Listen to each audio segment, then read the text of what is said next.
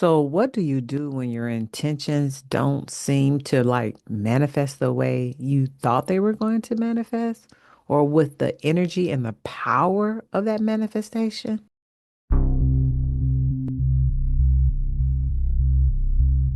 So, I got this great download today. I got this great information for myself. Now, this is just for me. I'm not telling you to do it, but for me, I've realized that a shift has come when it comes to the word intention. So, when I learned the word intention, it was definitely because of manifesting. And I embraced it like everybody else that I know. And we say we're going to intend to do something, or we have intentions at a particular moon cycle or phase in our lives, whatever we're trying to manifest. But I realized during my morning pages and my conversation and meditation with God that for me, the vibration of that particular word doesn't resonate as strongly as expectation. And so when I expect things to happen, they manifest quicker, more effectively. And I didn't realize that because subconsciously, I know when I expect something, it's automatic, it's already done. Where is that's my faith and that's where I'm grounded in versus when it's intention is then I'm giving my power away, or at least that's what I received in my meditation. When I intend to do something, I'm giving my power away because I become wishy-washy regarding that intention. And it was very eye-opening. And with that, I was like, so this is a new truth for me. And I love reframing. So when I got this reframe, I actually just started processing it through a lot of the conversations I've been having over the past couple of years and how the things that I truly, truly wanted, I was like, oh, I expect that to happen. I expect this. I expect that.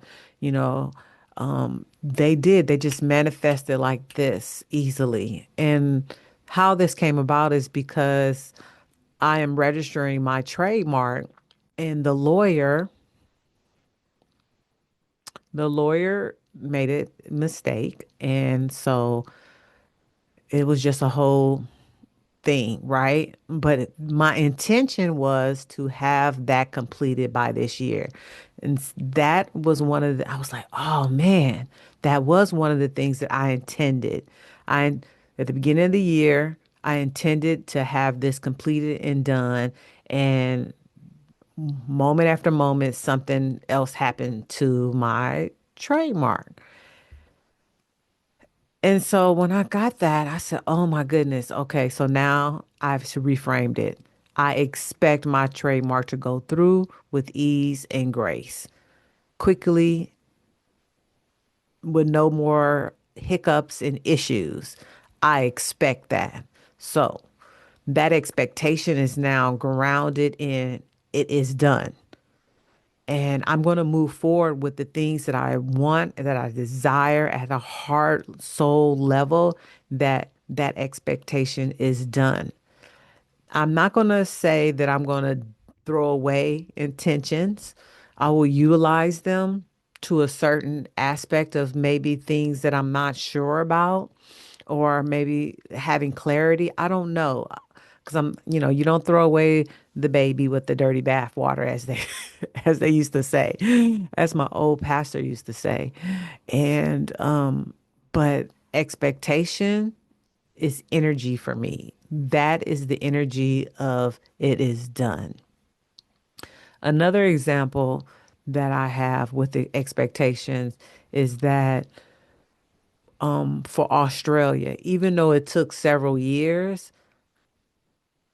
let's say this, at one point it wasn't intention. It was on my dream board.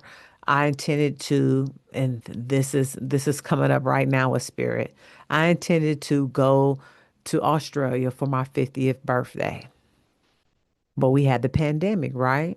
And so when I turned 50, and so I couldn't go. Australia was closed. We were on lockdown, blah, blah, blah, blah, blah.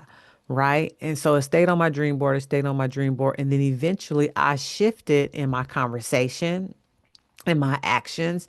And I said, I expect to go. I'm going. I don't know when, I don't know how, but God is going to find a way to invite me to go to Australia. And that's what happened this year. I was invited to go to Australia. And so I just, jumped in, got the plane ticket, got the visa, got everything because I expected it. Whew. So I expect you to give me a like and to subscribe to this video. But also, that is my truth. So, how do you look at expectations as well as intentions? And I think I shied away from expectations because sometimes there are moments in your life when you expect something and it doesn't come to pass exactly the way you want it to. And so you get disappointed. And I didn't want to get disappointed. I mean, I've said this several times on my channel. I was a person who, when I was going through a second spiritual journey, because I believe this is probably like my third time going through like a dark night of the soul or a deep dive into my spirituality, is like this is, I want to say, the third time. In the last 2 years, I've been going in a deep dive. That neutral was my compass. It was like, I'm going to be neutral because I don't want to be disappointed. I don't want to be depressed. When my highs come, I'll take them. And I had an issue with the word gratitude. I was thankful, but gratitude was not the word that I always used. And so this year, I have decided, I made a decision because that's how life changes. I made a decision to dive deeper into my spirituality, dig into whatever I need to dig in to release, and also connect particular chords, emotional chords that I know that will benefit me in my essence, will benefit my essence, my vibrational essence as a cluster of light, as Spirit has called me, a cluster of light. And so joy was one of the first things that not, possibly. No, I'm gonna take that back. I probably connected other energies, but joy was the first emotional energy that I connected to, did a spiritual core connection to strengthen. And the next one that I strengthened was gratitude. And I strengthened that within my heart chakra and my sacral chakra. I wanted to feel gratitude at a deeper level. And when I did that, I would say less than 3 days, I was in tears of gratitude about something that happened into my life. And I was just like, yes, I understand. The strengthening of this gratitude is because I want to be able to feel that and not be in neutral. So, with gratitude or my expectations of the things that I want, I have to also want to feel a possible disappointment. But looking at the disappointment not for I wasn't good enough or I didn't deserve it, is that whatever that disappointment is, because it didn't come out exactly the way I wanted, is me releasing control over the outcome, because the outcome is always going to be for the good of all, for the good of me and the good of society and life. And I receive that as the overall blessing of life. So the one of the purposes of this video is to for you in your crown era, you are a woman who wants to connect to their intuition and you want to see what works for you. There's millions of tools for us to utilize our spirituality and to connect to divine, God, source, Jesus, whoever that is for you. But you have to understand how you connect and what that language is for you. Not everybody's language is going to resonate the same way. That is just society. That's part of my sociology. Just because my norms and values of particular words and vocabulary mean something to me doesn't mean other people's norms and values and the way those words are used for them are the same. The clearest example of that is love. Nobody loves the same. Nobody. The way I love somebody is going to be different the way somebody else loves somebody. And so how I see gratitude and how I see faith is going to be different than someone else sees faith and gratitude. And that's the same thing with expectation. Some people's expectations, they don't expect anything, where they may have faith but not expectation. And so that's what this video is about pretty much, is for you to ensure that the language that you're using resonates with you, because that's where your energy body moves into action. That's where your energy body allows you to manifest and grow and evolve out of or into whatever your desired lifestyle, luxury, love, learning, whatever that is. Yeah. I think that is the main point of this video. So, with that being said, if you don't know who I am, I'm Coach Hunt. I'm a holistic self-love coach. I support women to connect with their intuition so they can live the best life ever, the life that they desire in this stage of life. So, if you're a mature woman, go ahead and subscribe and give me a like. And put in the comments a question or about how language supports you.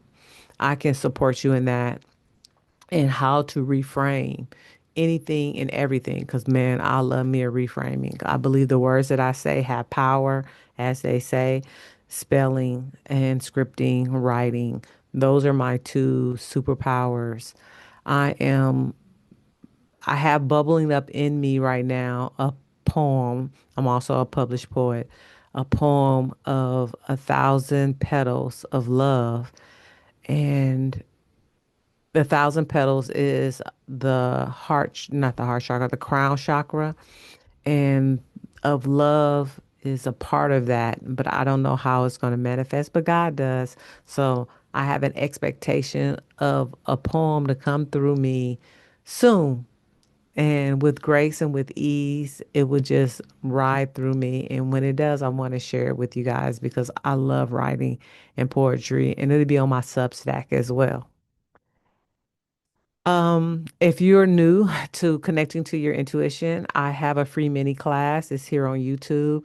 It's going to be in the description box, and it will show you how to utilize the discovery letter as one of those tools to allow yourself to evolve with you and your future self. Have a conversation with your future self or with spirit, how whatever that is for you. And it's an annual letter, but it has prompts, and it's different from any other letter that you've done to your done, if you have done one, or it's just different. It's, you have to experience it. And within that year, when you read it again, you will have the aha moment. I expect testimonials from this like I have in the past. And people just love it. People just love it. All my clients who've utilized it and done what they're supposed to do and put a stamp on it and put some magic in the mailing, they are at awe. You have to experience it. It's like an orgasm. You can't tell anybody what it feels like until you do it yourself, and then you find out what the sensation is for yourself. TMI, I know. So if you're willing to look at that again, this description box or the comment, I put it in the comments, first pin comments. And yes, so this is Coach Hunt. I love you so much. I have your greatest interest at heart. And I'll see you in the next YouTube video. Bye.